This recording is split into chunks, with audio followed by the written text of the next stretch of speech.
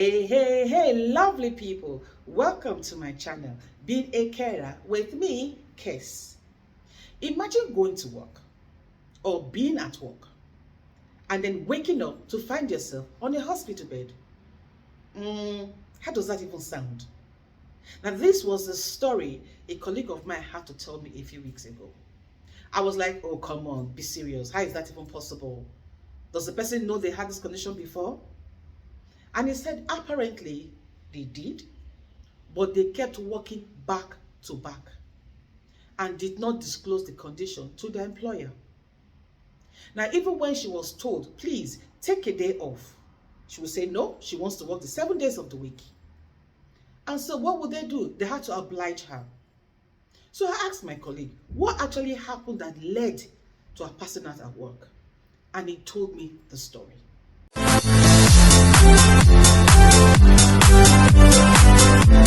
My name is Kesienaakwaraatie, a health and social care trainer. A gazillion merci beaucoup to all of you, my old and new returning subscribers. You guys are amazing. And hey, to all of you, my awesome mentees.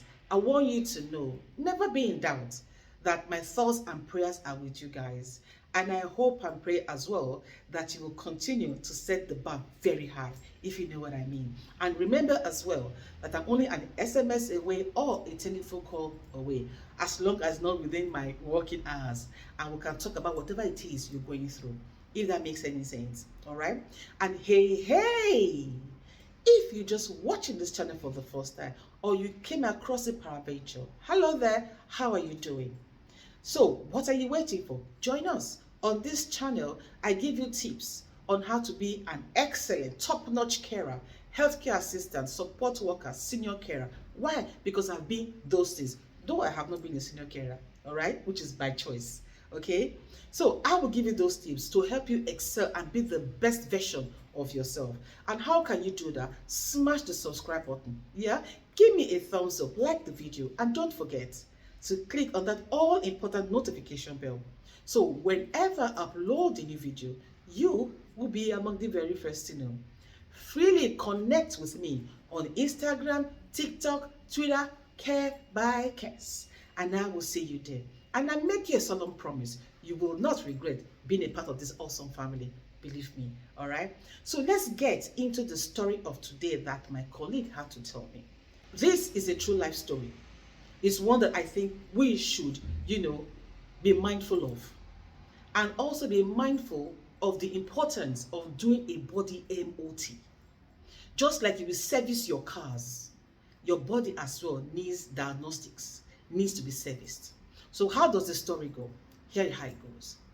So my colleague then was working in the domiciliary setting with this colleague of his.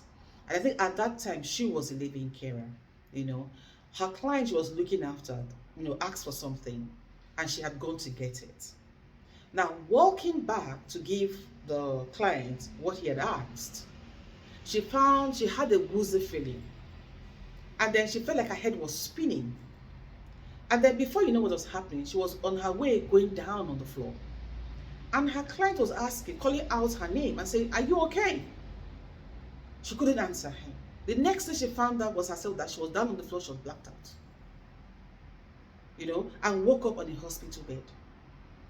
Now the client kept calling her name. Are you okay? Are you okay? Thankfully, this client was mobile. So he went, picked his phone, called the emergency services. And they asked, what's the emergency? And he said, oh, his carer had passed out.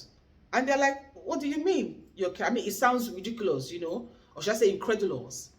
How can your carer rather, have passed out? He said, yes. He had asked her to get him something. And while she was bringing what he had asked to him, she was just, she went down, she passed out. And so they asked her his address and everything. And was minutes they were at his residence. Resuscitated her, took her to the hospital. Now, here is my thought.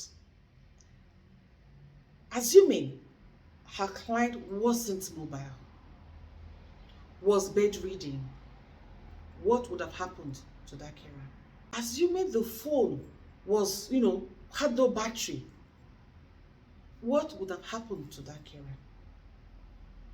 Your guess is as good as mine. Now, when she came around in the hospital, she was asked what happened. And she said, oh, she didn't know. All she heard the only thing she remembered rather was that the client was calling out her name. And so they did a lot of, tests and everything. And they said to her, you just had a mini stroke. It was a good thing your client was mobile and was able to reach for his phone and call the emergency services. Now, if he hadn't done that, within the minutes he did, the case or the story would have been different. And she was warned to cut down on her hours and to take better care of herself.